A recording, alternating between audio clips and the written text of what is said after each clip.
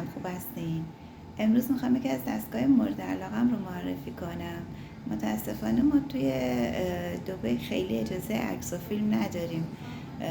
دستمون یه مقدار تو دایره داکیومنت بسته هستش، ولی من از قبل عکسایی دارم که خب خواهم گذاشت. دستگاه پلاسما جت، همین قلم کوچولو برای برداشتن خال، برای برگشتن اسکین تک، منگولای پوستی دور گردن هست، پر میشه زیر چشم، روی پلک، برای برداشتن این پوسته بالای پلک و برای کم کردن سایز پنجه کلاغی ها، برای محل اسکار زخم. اگر زخم مثلا جراحی بینی شده، زخم اینجاها وجود داره، نه رو بدن اسکار زخمی وجود داره، این دستگاه یک دستگاه سیف و امن با عوارض کم و قابل کنترل و زمان بهبودی خیلی سریع، بهبودی خیلی زود و تاثیرات خیلی خوب.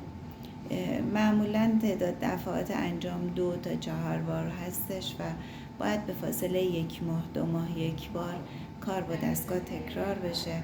اما اتفاقی که میفته بازسازی کلاژن به صورت دائمی هستش و این باعث میشه که تا مثلا 1-2 سال کاری که انجام دادیم دووم بیاره و بعد از اینم که میریزه به صورت اولیه در نیاد.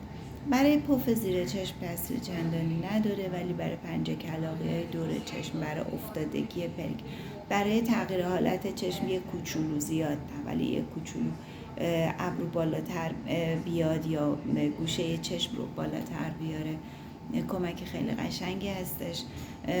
پشت پلک رو خیلی شیک میکنه، فرم چشم رو خیلی باز و قشنگ میکنه و درمانیه که برای کسی که بتواند 3 روز توی خونه بشینه زیر کرم و صبر کنه و بعد از اون 1 ماه خیلی خوب ضد آفتاب بزنه، درمان بسیار خوبی هستش و توصیه میشه. ما هم توی دبی هم توی ایران رو داریم و الان خب من دبی هستم دارم انجام میدم، ولی توی ایران هم این دستگاه رو داریم و قابل انجامه.